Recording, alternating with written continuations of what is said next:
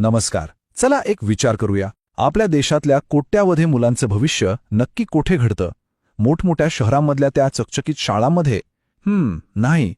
ते घडतं आपल्या गावागावांतल्या जिल्हा परिषदेच्या शाळांमध्ये.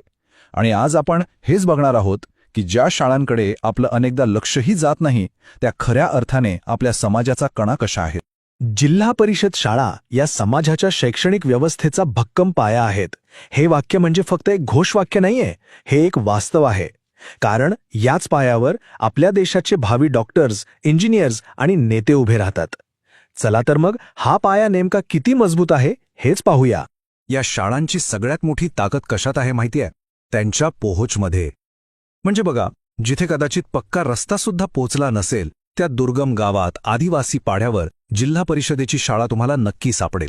देशाच्या कानाकोपऱ्यातल्या प्रत्येक मुलापर्यंत ज्ञानाचा प्रकाश पोहोचवण्याचं हे खूप मोठं आणि महत्त्वाचं माध्यम आहे. पण या शाळा इतक्या यशस्वी का आहेत? याचं पहिलं आणि सगळ्यात महत्त्वाचं उत्तर आहे त्यांचं सर्वसमावेशक मॉडेल. म्हणजे काय तर सर्वांसाठी शिक्षण ही गोष्ट फक्त कागदावर न ठेवता प्रत्यक्षात कशी उतरवली जाते ते आता आपण बघूया. शिक्षण सगळ्यांपर्यंत पोहोचतं कसं?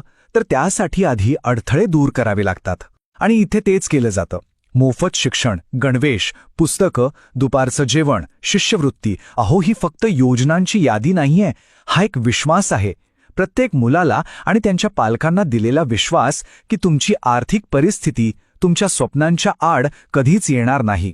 जरा विचार करा, एखाद्या अनोळखी भाषेत शिकताना लहान मुलांची काय अवस्था होत असेल? पण जिल्हा परिषद शाळांमध्ये मुलं त्यांच्या आईच्या भाषेत म्हणजे मातृभाषेत शिकतात. आणि त्यामुळे काय होतं तर विषय अगदी सहज समजतात, त्यांचा आत्मविश्वास वाढतो आणि त्यांची मुळं त्यांच्या स्वतःच्या संस्कृतीत घट्ट रुजलेली राहतात.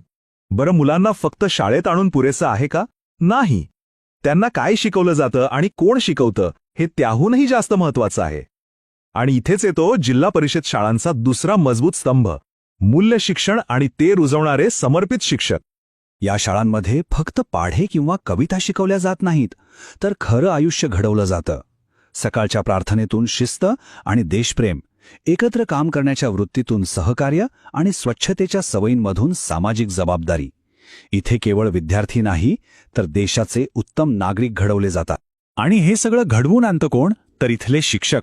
खरं सांगायचं तर ते फक्त नोकरी नाही करत आहेत, तर एक वसा चालवत आहेत. कमीत कमी साधनसामग्री असताना सुद्धा फक्त स्वतःच्या कल्पकतेच्या जोरावर प्रत्येक मुलामध्ये शिकण्याची आवड निर्माण करणं हेच तर त्यांचं खरं कौशल्य आहे. म्हणूनच त्यांना या संपूर्ण व्यवस्थेचं हृदय म्हटलं जातं.